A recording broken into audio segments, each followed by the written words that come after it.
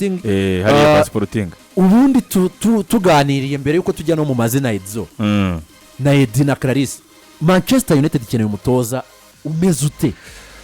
ikeneye umutoza uzumva kubera ko United uyu munsi yamaze kunyereka ikimenyetso byo kwiteguye kumva umutoza ahubwo ubona nuko yakoze amahitamo uyumvisha itari kwiye kumwumva. Robben Amorim ngi sinijya kubivuga ari abatoza babiri United igiriye icyizere iza ko yarashyigiriye ababanje Ten Hag n'umuntu bita Robben Amorim. N'abatoza ubona ko barabumvise reka tuhereze umwanya bakoreka tuwe igihe bagerageza ibintu byabo ariko ukabona nyine abatoza bo bari naniwe ariko hari abatoza tuzibabaye hariya ntibagiriye amahirwe yo guhabwa umwanya ntibabashe kugira ukoko ku isoko ibyo ngibyo turabona ko bibayeho. Ariko uyu munsi w'umutoza United ikeneye muri nyo bapfuye transfer muri nyo organisation bapfuye kumuvangira wese baona umuvangiye umusaruro wabura aragenda nureba the same n'uyu nguyu Luis van Gaal na muri mu bapfuye transfer oya muri mugenda bapfuye ubushobozi nuko nari nkongeyemo kubera yaravuze muri ariko nawe bapfuye transfer oya yari ubushobozi niyo ziza no transfer oya transfer ari mu mwihore transfer kubera ko oya begereje na transfer ko zirimo nibyo kurusha rezita kwa ko nagwa bamwirukanye yatsinzwe cyangwa ndya ko kwirukana kuri Grimsby kuri nese yari yatsinze so igisika kize nakubwira agatakoresheje neza. Okay naki icyo nashaka kukubwira uyu munsi United umutoza mbona ikeneye buriya United yo gukomera ku bwa Ferguson nuko Ferguson ni umuntu wahaye byose ahabwa igihe gihagije ahabwa n'ubugenzuzi bwuzuye 100% ku ikipe ya United yemba rugenda yubaka. Hari igihe ugira imana bigahura n'umutoza wo kwa nyawe ufite ubwo bushobozi n'indagaciro zatuma aba mu ikipe nka Manchester United ikomeye. Uyu munsi ku isoko hari abatoza ubona ko uramutse wahaye umwanya wabo ukabahereza ibyo bagusaba bagukoreye ikipe nziza ukabahereza igihe sibyo niyo tuza kujya mu mazina ndaza kugenda wenda ayo natekereje nze kugenda yababwira amabwire impamvu yayo ariko United uyu munsi navanga izina niri ndaza kubivuga mu kanya ariko ikeneye wa mutoza uvuye ahantu koko bigaragara ko ubwo buryo bamushakamo yabwubatse ahantu bigakunda yarangiza akaza kwa United bakamuhereza cyagihe bakamuhereza wa mwanya the same nkuko nubundi ava muri Aberdeen Alex Ferguson hari byo yaramaze iyi kipe ya Aberdeen yamaze kwitwara ibikombe bitandukanye kandi ubundi system yakoresha muri Aberdeen toza kwigora ne yaje kwa Manchester United noneho ho yongeramo ikintu cyitwa ubushobozi no kumuhereza umwanya akora ibyo yakoze cyane nawe muri sezo eshatu za mbere yari kwirukanwa. Anyways ho wa mwanya navuga reka nangirane na Edi wenda we tuze kukugarukaho. Hari amazina 5 yakomeje kugenda agarukaho cyane ku batoza babona ashobora kuba yafitinga muri Manchester United ubwo wenda nawe uraza kuvuga uti ngenda abona hakwira niba muri aba 5 wowe nawe numubona. Baravuga Luis Enrique mutoza ikipe ya Paris Saint-Germain bivuga ko ibiganiro byo kongera amasezerano bitarimo birihuta bitarimo biragenda neza ndetse kavuga ko ashaka na challenge ya Premier League. Hari umutoza uri muri ekipe y'igihugu abatoza babiri bari mu ekipe y'igihugu hari Thomas Tuchel uri mu ekipe y'igihugu y'Ubwongereza ndetse na Julian Nagelsmann uri mu ekipe y'igihugu y'Abadage. Hakaza abandi batoza babiri uwitwa Eddie Howe utoza ikipe ya Newcastle United ndetse n'uwitwa Carlo Ancelotti utoza ikipe ya Brazil. Aba n'amazina 5 yakomeje kugenda agarukaho twegeranyije uyu munsi. Wobona ikeneye umeze gute ese muri abangaba waba rusha amahirwe abandi kuba yaboneka cyangwa ubona watanga umusaruro muri Manchester United yabandi? Nje aho ngaho abo mbona bakwiye abo nahita murangwa ni babiri Luis Enrique na Eddie Howe kubera ko Luis Enrique wenekeza kate na mani gusa ikipe yose ku isi yagira amahirwe yo kubona umutoza nka Luis Enrique yamwemera kubera ko n'umutoza umwe mu beza kwizimba atari mwiza kwisaka kanya ibyo yatwaye biragaragara hageze muri Barcelona muri Paris Saint-Germain burya hindura ibintu burya hindura abakinnyi ari abatoza batwara ibikombe n'amakipe ukabona nko ku kigero cya 70% bishingiye ku mutoza yaba transformation y'abakinnyi burya bahinduye yaba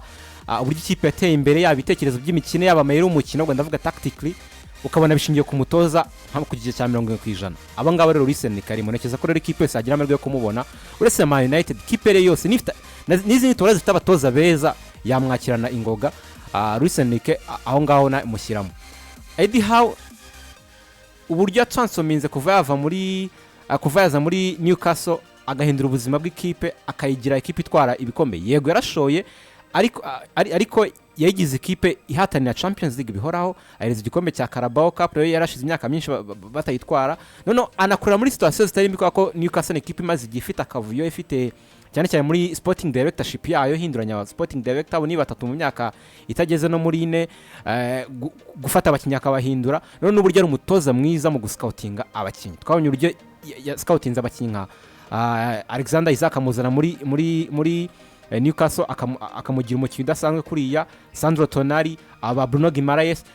n'abanga bazanye muri iyi season nk'abasore ba Livramento baje vuba, abasore ba Nick Fortemade.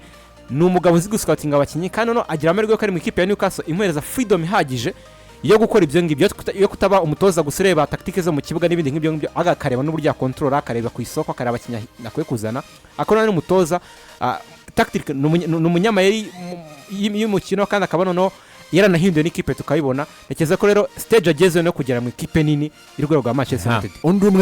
umwe nge ntago ari muri abanga, undi umwe nekeza ari Unai Emery. Emery nge mbona ari nawe ufite amahirwe menshi mu gihe utabonye Enrique, ko Enrique we ni mutoza nekeza ko ari mu batoza beza ku isi, nuko waba uri ikipe Mbappe ari ku isoko ukabugira amahirwe yo kumusinyisha cyangwa ukagira amahirwe yo gusinyisha Lamine Yamal, abakinnyi nk'abo ngabo system abukina yose byaba ukora byose wayihinduka muzana na projet sawa ufite wamuzana. Ariko ngendeye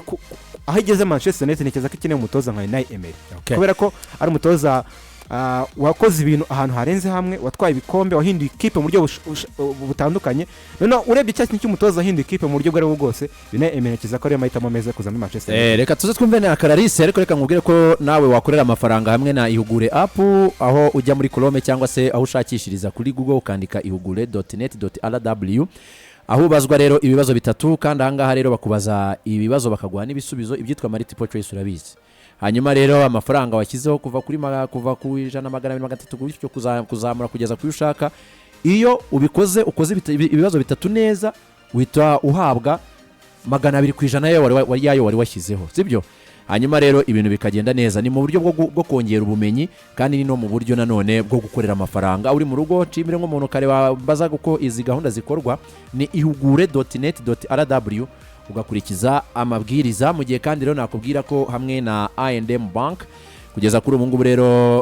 ushobora gukanda akanyenyeri 227 urwego ukabona amahirwe yo gutsindira ibihembo bitandukanye, birimo nk'itike y'indege ijya mu Mombasa, telefone za iPhone 17 Pro Max ndetse n'amafaranga 500 n'ibindi byinshi. Hamagara uyu munsi kuri 0788162345 winjire mu banyamahirwe bazatwika i Mombasa. Amategeko n'amabwiriza bigomba gukurikizwa. Carrick, wowe abatoza byibura ubona ugenda barankinga mu buryo ubona aribo bakwiye? Bongewe Manchester United ni imwe mu ekipa ahindaguye pe kigendanye n'abatoza. Manchester United Carrick match ya mbere navuga ko yakonvinsinze abantu benshi. Derby nkiriya gutsinda Man City avec manière, abantu benshi batangiye kugira icyizere. So ngewe rero kuri Carrick no umutoza naha amahirwe bitewe nuko sezo yarangira. Yego. Nkamukubita amasezerano kugeza kuri ngo Manchester umuntu avuze ngo Premier League ntibishoboka nta wagutera amabuye. Ese Carrick aramutse aguhaye qualification ya Champions League akugare mu Burayi ari inyuma y'ino tarimwo, byabiri promising, yes or not? For me, yes. Ikindi nge nakubwira nti kuki utakwigira ku baturanyi cyangwa se ku mukeba wawe ibihe byose. Nimba Arsenal yagize patience nk'iriye imyaka ikaba igiye ku 6, umusaruro umuntu yavuga nta kintu arazana mu kabari. Oya ntago avuga ko nta kintu arazana kirahari. Oya ariko nyine ikipe imeze neza irahora iburayi munsi ku munsi. Yego. Nkavuga ni kuki utagira patience nk'iya Arsenal kuri Carrick mu gihe byagenze neza, mu gihe byagenze neza. I repeat, nuvuga ngo aramutse akugagaruye mu Burayi agakina umupira mwiza nk'uwo twabonye, niba ari bisuremo nibyo nyine turi kwibaza se yarangiza sezate kuki Michael Carrick. Ngewe rero kuri nge natinze cyane, dufite n'iminota mike, numva City ni na 45. Michael Carrick bitewe nuko umwaka warangiye o number 1 namba 2 kuki ikipe ya Manchester itatekereza kuri mutoza utandukanye na Palace nimba Oliver Glasner akora ibintu nka biriya muri Palace idafite budget nk'iya Manchester idafite abakinnyi nk'aba Manchester umutoza umenyereye Premier League ntiyabisubiyemo ibyo ngibyo yakoze kuri ba Morimo batoza bato bakizamuka no ariko bo batandukanye na Oliver Glasner kuko we arahari muri Premier League ari kukwereka ko yakoze bikore muri Premier League urakoze cyane ibyo yakoze abikore muri Premier League arakwereka ko umutoza waba ari very promising ariko banafite na Europa League by the way muri Frankfurt exactly agatwara FA Cup atwaye FA Cup atsinze City kuri finale 23 arya oya ni umwaka dusoje uyu mwaka 25 24 so uwo ni umutoza atsinze Liverpool nashyira ku mwanya wa kabiri gatatu nk'ikipe ya Manchester ikipe nubwo ya struggling it ku cyo bita club nyine nini ziba zitegerezwaho byinshi ni ikipe ubu kiri selling club ni ikipe kiri mu ekipe manini mu Burayi nubwo imaze iminsi ari gukora itari guperforminga ku rwego rw'Uburayi kuki utatekereza kuzana nka Carrick ujye muri Brazil cyangwa uganire na muzehe umbwira uti kumaze kubikora henshi kandi ukabikorana n'abantu tutakwita ba Galactico ntabwo wakwizera muri projet ya Manchester ntabwo ufite ubwa kuri Ancelotti ku mupira w'ubungu wamusize Ancelotti mbona ibintu by'amayero mu Burayi ntibyari byanze buriya mbona amayero mu kibuga njye mbona bitari byanze ahubwo ni cya kibazo n'ubu kiri muri Real uri kubyumva stili kiri kugaruka muri gahunda ingingo irumvikana ikibazo cya Real n'ubu ngubu birukanye n'uri muri Modern we uri kubyumva ngero nkavuga ni kuko ndebye urutonde rw'abatozi maze gusezerera harimo nyine iyo jeunesse cyane abakuze si benshi bivuze ngo iyo experience iramutse ije ku byo Michael Carrick yaba yakoze ukamuha ibyo yagusaba byose Carrick cyane ko Manchester itabibura ni ya deliveringa abo batatu nibo bandi okay Edizo gusha ku ntego ngewe rero hari umwe numvisha utashyizemo kandi mbona bigendanye n'icyo natangiye nsobanura byahura bari buheraho Xabi Alonso impamvu United bigendanye n'uko mbona irimo gushaka umutoza ihereza icyizere ko mbona idaseka ntabwo amwemera kuba atamwemera ntibivanye ko nanjye nawe yavuze ntemera oya ntabwo ariko Edi wasetsemo Xabi Alonso dore impamvu rero ngewe mugira nk'umutoza waza kwa United yagiye muri cya cyiciro cyo kuvuga ngo tugiye gufata umutoza tumuha amahirwe twabonye uburyo bari bamaze kugoragoza uwo bita Ruben Amorim atabikwiye ahabwa umwanya hahandi n'agakwiye kwirukanwa akarira ikipe ikora statement ukabona nyine ko bashyigikiye umuntu mu batoza baciye kuri United hari abarakeneye amahirwe kandi ngo ntiwayabona uyu munsi yatweretse ko uyu mutoza bita Xabi Alonso yajya mu ikipe ya Bayern Leverkusen itaratwara shampiyona mu buzima bwayo Bayern itimutse itahanwe itakaswa amanota dore tumundira ziri aho ngaho zose no kubakinyi batazwi no kuba akagenda agafata ikipe umwe babiri batatu bane batanu akagera ku bakinyi 13 akabavanamo akazana abandi bakinyi bumva ibitekerezo bye 100% akaza akabagarira bakorana beaten bakagenda bagakina paka bageze kuri finale ya champion ya Europa League uwo mutoza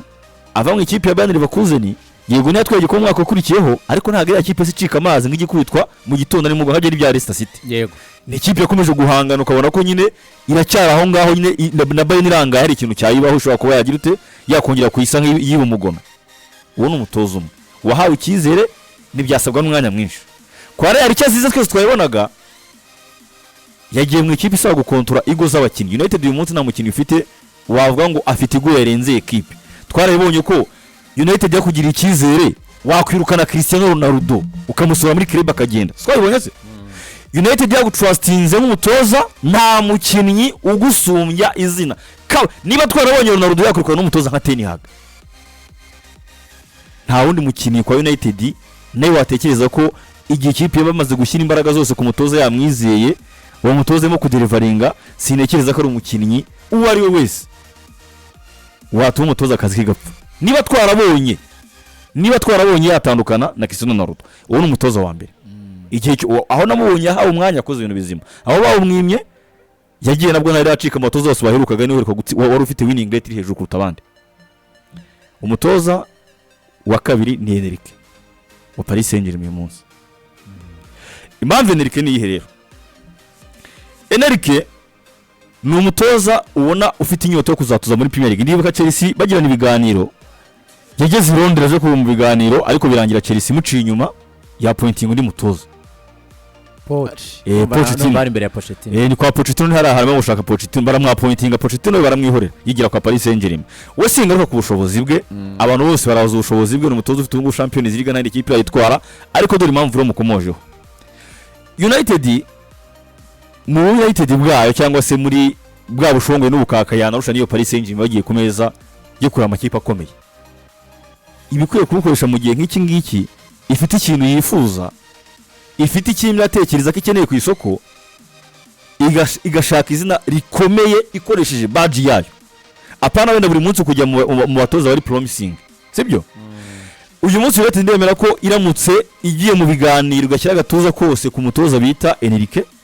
wa mutoza nawe ushobora kugusaba umwanya muto ko ntaza gusaba amazina rimereye. Twabonye ko yatwaye igikombe cya Champions League atakoresheje Kylian Mbappe, akoresheje abakinnyi ba Dembele bari bamaze kuba intabwa. Ariko icyo mvuga uwe kugira ngo United imubone nta kindi kintu uzayisaba no gupresenta badge yayo n'ikigiye kumushoramo na projet mufiteho, kumuhereza style n'undi wa mwanya, kuko umutoza wese wa United uyu munsi ntabwo United isabwa gutanga umwanya gusa, n'umutoza yawe isaba kubera ko ntasanze ibintu byubatse. Uwo ni umutoza wa kabiri. Umutoza wa gatatu yongeye mbona none waza mu United cyangwa se we no kuhaguma ni umutoza Michael Carrick. Carrick yari ukomojeho Michael Carrick bitewe no kumwaka imikino uzagenda, bitewe n'icyo azaba amaze kubaka, buriya continuity ni nziza no gukomeza umwaka w'imikino ni byiza. Aramutse asoje neza nta mpamvu mbona yo kumwaka equipe, kubera ko abakinnyi bafite babari babandi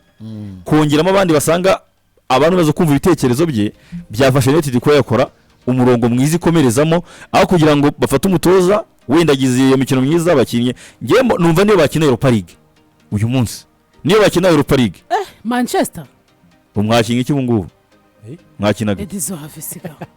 Oya umwaka ushize byo byarakamara amazi umwanya wa 15. Uwo Mikel Teta atagaga urugero yamaze size byatakina Champions League, ariko yisanze ku mwanya 15. kuko uyu munsi kandi kamubwiye uyu munsi hano asize kipe, ndavuga uyu mugabo Robin Amorim ugiye ku Portugal. ushobora kuvuga ngo yimira difference y'inota rimwe, ariko reba kuri mu mugongo harimo difference y'inota ngahe nawe kugira ngo bagera ahure.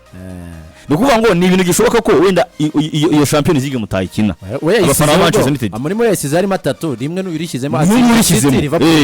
Yewe navuga ngo wareba ahubwo izindi details ziri mu kibuga kwa Manchester United kuvuga ngo ese umukino urimo barakina burya kipe progress ye imeze gute. Hari ukuntu rero kipe ukavuga ngo ABC zibonetse ekipe yaba nziza, ariko ukuntu animation de jeu style bimeze gute. Aho ngaho inexpose abakinnyi ubona ko kubatemura fittinga muri iyo system yo mutoza, hari ukareba aho wakura ibisubizo ku isoko. Niyo mpamvu ngo aramutse akoze igikorwa cyatuma United nyine iyo progress tubona ko ihari, byaba byiza cyane agakina Champions League. Nekereza ko cya gitekerezo kiza kugumana nawe ahubwo no kamwongeramo izo mbaraga na wa mwanya ukawumuhereza. Ariko impamvu mudawutingaho burya ikipe yatozaga nayo nimba baratandukanye, ariko yakoze ikintu kizima kwa Manchester United uyu mwaka, nekereza ko wabishingiraho ukaba mwongera imbaraga. Ahubwo nge Manchester United zirinde gufata umwanzuro. Niyo mpamvu niyo mpamvu yafashe yirinze kuti itangaza umutoza mushyashya abanje kugira Inter muri iki cyamezi natwa ngo ituze imenye iki ishaka ku isoko rimaze imyaka igende izingwa izikishaka kazana umutoza katimuhindura amezi anga, kandi yagakuye bundi kuzana umutoza kamugumana kamara imyaka myinshi kamwihangana kamubyo ataka byose kango succeeding ikamuyigi. Ni nayo mpamvu nekereza yuko ibyo Carrick byose yakora muri amezi 3 ni ikipe yagize yasuza ku mwanya wa kabiri, izirinde gufata icyemezo igende ku musaruro azatanga muri amezi 6, kubera yuko uyu n'umutoza w'igihe gitoya. Uyu n'umutoza ndibuka bazana garasosha mu nka Ntari muri nyakigenda yatoje imikino 19 atsinda 14 atsindwa 2 gusa 3. Uyu ni win rate arigezeho mu mateka kipe Manchester United. Kozizo yakurikiyeho yabaye yasabaho kabiri nawe yabaye kabiri ubundi wa gatatu baza kutandukana nawe banga kumwigekerekera kwa nabyo ibintu ikibazo Manchester maze migi ntago izikinisha kwa ko iragenda kazana umutoza ikamera nkaye mwizeye, hanyuma habubone ko itsinze 3 enye zingahe ibintu bikahita bihinduka akahita umutoza mubi kubera iki ariko urabona ko at least na United irimo kugenda ijya muri wa murongo kubona ko yakwizera umuntu ahubwo umuntu akananirana. Oya njye ndimo natanga ingero z'ahantu yagiye na Ten ntabwo igeze umwaka wenda kurangira bemeje ko bagiye kumwirukana byarangiye atwara FA Cup bihita bihindura intekerezo zabo baravuga umutoza twari FA Cup twamuriza indi mwaka w'imikino hashize amezi angahe batabona ko bibeshye batongera bamwirukana nyuma y'amezi 3 rero Manchester City gukora amakosa niyo twege gikombe byo birago niyo yabo wa kabiri zirinda kugendera ku musaruro agize kuko njye Michael Carrick nekeza ko umutoza udafite revenue gutoza Manchester United gabera umutoza mukuru ubwo rero batagendeye ku musaruro kuko bamaye amezi 6 izatoza uwo yakura mose bakamureka nubu umusaruro wese azajya kuko byayo byose umusaruro ushobora kukwimpressing ukavuga uti wow umusaruro no watugaruye style atugaruye uburyo bwiza ibiki n'ibiki reka tumwizere ibyo mwe birashoboka icyo gihe baba bagendeye ku musaruro rero urumuranga bare mu musaruro ariko nkurikije abatoza beza bari ku isoko bamurusha bafite na CV ziremereye none babaye no mu mitoreze beza bakoze ibindi birenze ibya Michael Carrick nageze ko akirinda kugendera ku musaruro w'igihe gito y'amezi 6 gusa ahubwo ukareba umutoza ukanamenya proje ushaka kubera ko njye baramutse bashyizeho Michael Carrick kubera amezi 3 meza yagize muri Manchester United atamenya ko n'undi bitarambye atari imyaka 2 kubera ko ntabwo bazi icyo bashaka ko bamuzanye babizi yuko ari ugiye gito yabanze kutamushyire cyane ko yari ahari available bari bamunoma kubera amezi 3 akabarahindutse nekeza ko bitari ibintu biri fair Edi ntabwo ndi kumwe nawe none se Edi ntabwo ari kuri level yo gutoza Manchester kuki yagira ibikizere egira ikizo cyo kuba caretaker ariko niyo mpamvu twita arega Edi bano batoza bose icyo Carrick avuga bano batoza bose ubona bakomeye hari aho batangiriye ibyo ndabyemera rero ntabwo wambwira mu mutoza akweretse United ikintu yashinzaga ibyo kuvuga ngo kutamenya ishaka yego nibyo ariko Edi reba ino myaka 2 ishize ko batoza bari bashize na kusori Ten yaga n'umuntu bita Ruben Amorim n'abatoza babaye support bashyigikiye mu buryo bushoboka oya si woshobora kuvuga ngo hoya woshobora kuvuga ngo uyu mukinnyi yimwe ngo umwataka wo muri Aston Villa by'ukuri ushingiraho uri watwiniza ngo yimwe Carlos Bareba na Martinez wowe waraje kwerekana ko uri umutoza niba ufite kwikoresha byakunaniye ukajya kushuka ikipe ngo nigushoye mandi mafaranga abatoza babiri n'abatoza bagira ikize na United bazabisubira Imana imbabazi reka tare kugaruka ku bari ntabwo ari kwemera ikintu cyitwa continuity umuntu yagize success muri interim akantu gato kurisije turi kugarura ba Amorim na Ten ko byagarura debane na past baragiye bari ahubwo twivugire ku ngo impamvu umuntu ushaka umwizera ko mugiye ukabona ko ari promising nk'ako ndabona umukinnyi ukabona ko ari tara ukamuscouting ukavuga ati uyu mwana ashaka kuzamukinnyi mwiza ariko Carrick nta kintu na kimwe akakanya ashaka ko umutoza mwiza ntabwo nabihakana ariko nakira kimwe muri kariyeri akora kigaragaza ko ashaka ko umutoza mwiza karaza baje kugikora ayizanye muri big four muri future umva mubwira impamvu rero ahango nazo twavuze umutoza muzanye bitewe n'itazakora muri bitewe n'uko agiye kubikora yego ikibazo mfite kuri Carrick nimo ndakigera ko umutoza wamuzanye ubona potential yiwe ari yo kuba interim manager hanyuma amezi 3 araguhinduye kuri projet y'umuntu ushaka kuzamara imyaka 15 yaba ari ikibazo gikomeye nta kibazo nacyo tuzagira igihe kinini cyo kubiganira ukambwira ko Sifco rero limited ni company nziza cyane ikora umurimo w'ubwi